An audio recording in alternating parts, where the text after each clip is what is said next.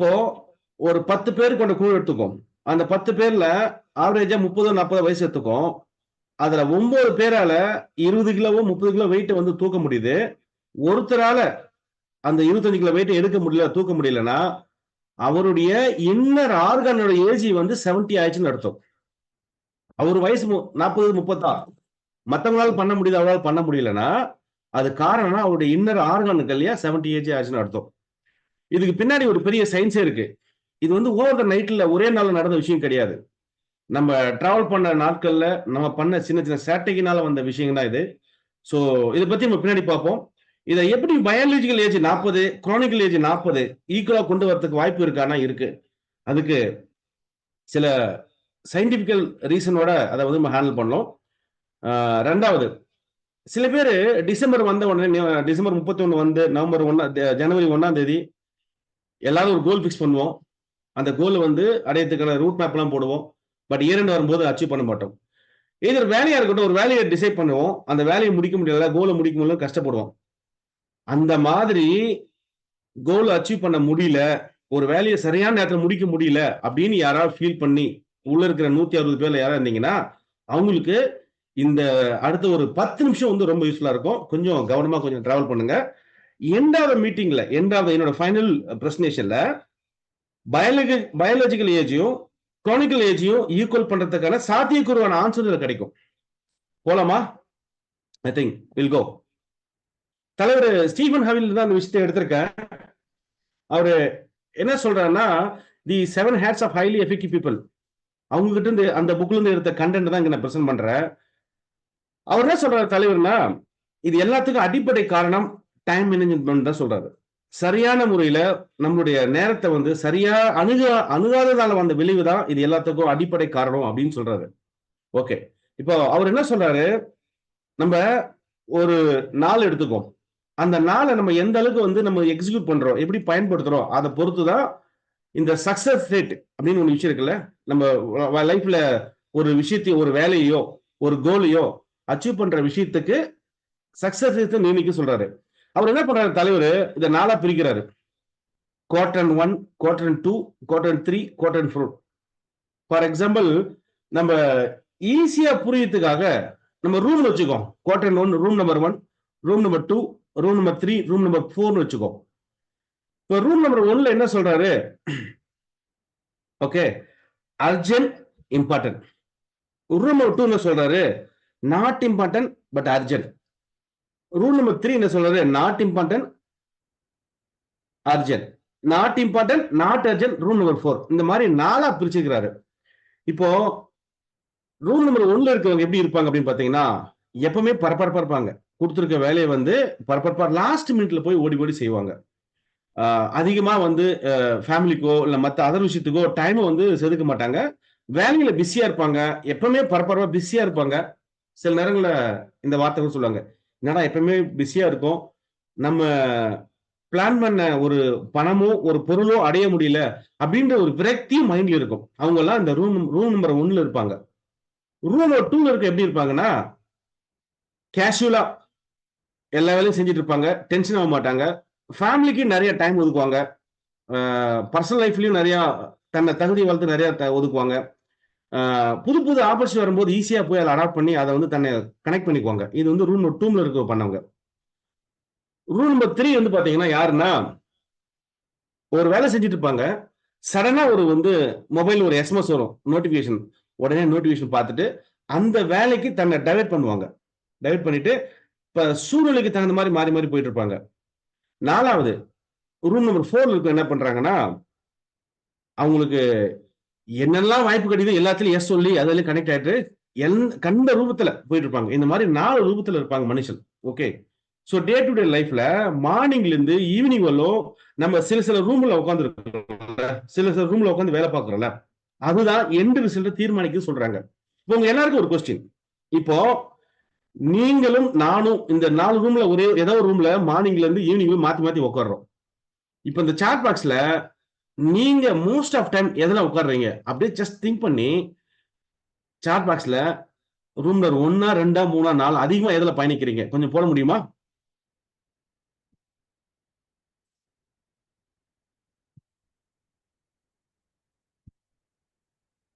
S. Room number 1, room number 2, room number 3, room number 4. இதுல எதை நம்ம அதிகமா பயணிக்கிறோம் அப்படின்றத நீங்க இதுல போடுங்க. உங்களோட சாட் பாக்ஸ் ரிப்ளை பண்ணுங்க. இது எதுக்காக கேட்கறேன்னா, ஐ அம் நாட் எ டீச்சர். கொஞ்சம் ஒரு டிரான்சாக்ஷன் பேஸ்ல போனா உங்களுக்கு இது கொஞ்சம் இன்னும் புரிதல் நல்லா இருக்கும். ஏன்னா இது ஒரு பெரிய டாபிக். அட்லீஸ்ட் இது முடிக்கணும்னா ஒரு 45 மினிட்ஸ் தேவை. சந்தோஷ் சார் வந்து நமக்கு கரெக்டா 10 நிமிஷம் டைம் கொடுத்துருக்காரு. அதுல நான் முடிக்கணும்னா உங்களோட இன்ட்ராக்ஷன் தேவை. இது புரிஞ்சாதான் நான் அடுத்தது போக முடியும் உங்களுக்கு. ஐ திங்க் ஆன்சர் பண்ண எல்லாருக்கும் நன்றி. இப்போ கோட்ரன் 1 அப்படி இருக்கவங்க எதனாலன்னா அவங்களால எப்பவுமே பரபரப்பா இருக்காங்க. காரணம்னா அதுக்கு அடிப்படை காரணம் ப்ரொக்ரஸ்டினேஷன். அப்புறம் பார்த்துக்கலாம், அப்புறம் பண்ணிடுவோம், அப்புறம் பண்ணலாம். ஒரு சூழ்நிலை வரும்போது வேற வழியே இல்லாம பண்ணியாவது கட்டாயம் வரும்போது என்ன பண்றாங்க, பரபரப்பா ஓடி பண்றாங்க. இப்போ ஒரு விஷயத்தை எடுத்துக்குமே, ஒரு கார்பரேட் கம்பெனியா இருக்கட்டும், ஒரு ஃபேமிலியா இருக்கட்டும், ஒரு இண்டிவிஜுவல் பர்சனா இருக்கட்டும், கொள்கை கோட்பாடு, அதாவது ஒரு கம்பெனிக்கு வந்து விஷன் மிஷன் ஸ்டேட்மெண்ட் இருக்கும் ஒரு கம்பெனிக்கு. ஒரு ஃபேமிலிக்கு வந்து இப்படிதான் வாழணும்னு ஒரு வரம்புக்குள்ள ஒரு கால கட்டுக்கோப்பாடு வாங்குவாங்க. அப்படியே கொஞ்சம் இறங்கி வந்தா ஒரு தனிப்பட்ட மனுஷனும் அப்படிதான் இருப்பாங்க. ஆனா ஒரு தனிப்பட்ட மனுஷனா இருக்கும்போது நம்ம டே டு டே லைஃப்ல கிடைக்கிற ஒரு வேலையை செய்யும் போது ஒரு சூழ்நிலையில நம்ம ஒரு பிளான் பண்றோம். பிளான் பண்ணும்போது அங்க சந்தர்ப்ப சூழ்நிலை காரணமாக நம்ம மாத்தி பண்ண வேண்டிய சூழ்நிலை உருவாகும்.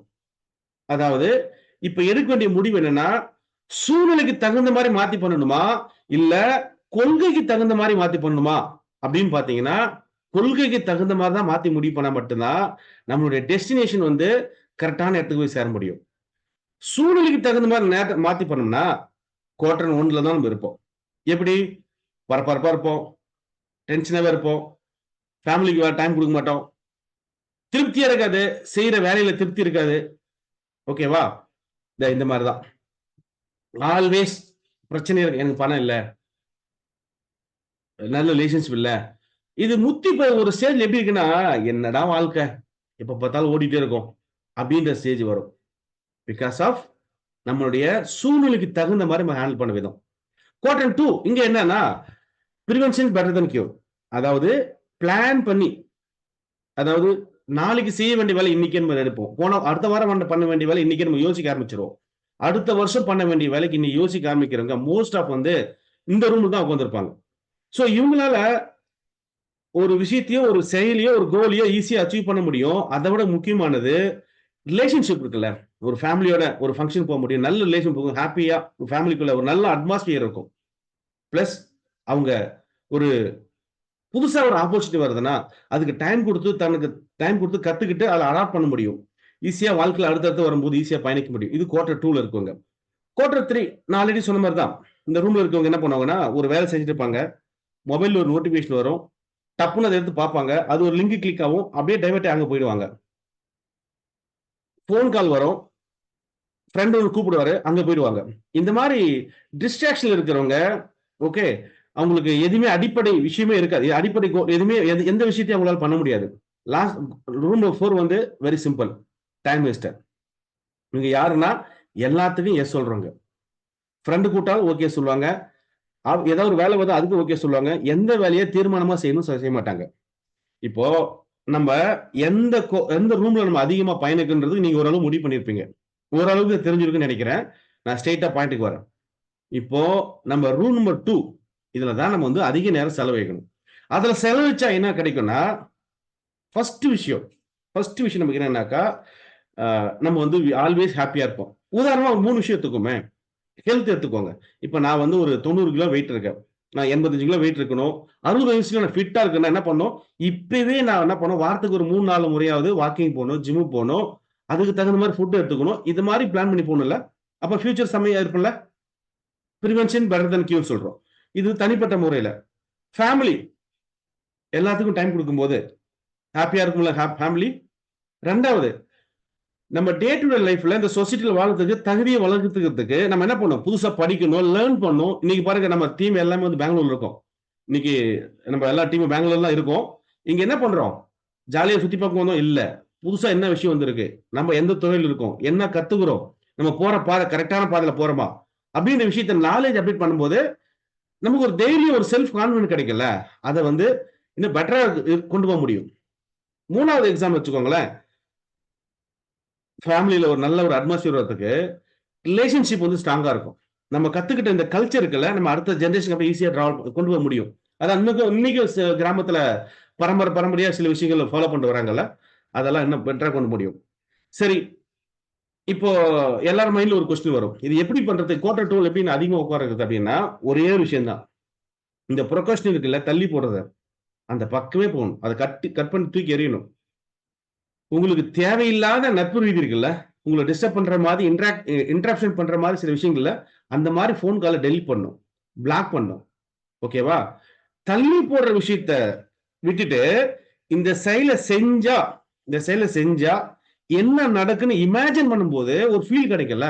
அந்த ஃபீலோட பண்ணோம்னா குவார்டர் 2 ரூம் 2ல நம்மளால அதிகமா பயணிக்க முடியும். அதுக்கு நம்ம என்ன பண்ணணும்னா, ஒவ்வொரு செயலுக்கும் டேட் டைம் ஃபிக்ஸ் பண்ணி, அதுக்கு ரிமைண்டர் ஃபிக்ஸ் பண்ணி, அந்த ரிமைண்டருக்கு நம்ம ரெஸ்பாண்ட் பண்ணணும். இவ்வளவுதான் மேட்டர். ஓகேவா? நோ சொல்ல வேண்டிய இடத்துல நோ சொல்லணும். அவ்வளவுதான். எல்லாத்துக்கும் எஸ் சொல்லிட்டு நம்ம ஃபாலோ பண்ணிட்டோம்னா, நம்ம வந்து போக வேண்டிய இடத்த கோல் அச்சீவ் பண்ண முடியாது. சோ நம்ம அதிகமா எந்த ரூம்ல பயணிக்கும் அப்படின்னாக்கா ரூம் நம்பர் 2. சரி, இதுக்கு என்ன டிப்ஸ் அப்படின்னு பாத்தீங்கன்னா 2-3 விஷயம் இருக்கு. Quarter 1, room number 2, 3, room number 4 இது எல்லாத்துக்கும் நோ சொல்லணும். ரூம் நம்பர் 2ல எல்லா விஷயத்துக்கும் நம்ம எஸ் சொல்ல பழகிக்கணும். ஓகே, இதுக்கு டு டூ லிஸ்ட் எடுத்துக்கணும். இந்த டு டூ லிஸ்ட் பீரியாரிட்டி பண்ணும். இதை எவ்ரிடே ஒரு 21 டேஸ்க்கு சாரி ஒரு 21 நாளைக்கு இதை பிராக்டிஸ் பண்றதுக்கு இந்த 4 கட்டம் போட்டு 4 ரூம்ல ஒரு நாளைக்கு எந்த ரூம்ல அதிகமா பயணிக்கிறோம் அப்படின்ற விஷயத்த பிராக்டிஸ் பண்ணோம்னா நமக்கே ஒரு தெளிவு கிடைக்கும். 10 வேலை செய்ய வேண்டியிருக்கும். அதுல 3 வேலையை சூஸ் பண்ணி அதற்கு மட்டும் முடிச்சுட்டு அந்த 3 வேலையை முடிச்சு 4ஆம் வேலைக்கு போக ஆரம்பிச்சோம்னா நம்மள அறியாமலேயே இந்த குவார்டர் 2ல உட்கார்றதுக்கு நம்ம ஆரம்பிச்சிடும். உங்களுக்கு இன்னும் ஈஸியா ஒரு விஷயம் சொல்றேன். ஃபார் எக்ஸாம்பிள், இது ஒரு கிளாஸ் இருக்கு, பெரிய பவுல். இந்த பவுல்ல என்கிட்ட 3 பொருள் இருக்கு. பெரிய கல்லு, சின்ன கல்லு, மணல். பெரிய கல்ன்றது ரொம்ப முக்கியமான வேலை, சின்ன கல்ன்றது முக்கியம் கொஞ்சம் கம்மி, அவ்வளவுதான். இந்த மணல்ன்றது அவசியமே இல்லாத வேலை வச்சுக்கோங்களேன்.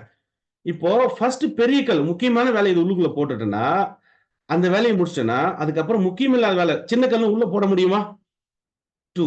ரூல் நம்பர் 3, மணலையும் போட முடியுமா? ஆனா நம்ம என்ன பண்றோம், வைஸ் வெர்சா மாத்தி பண்றோம்.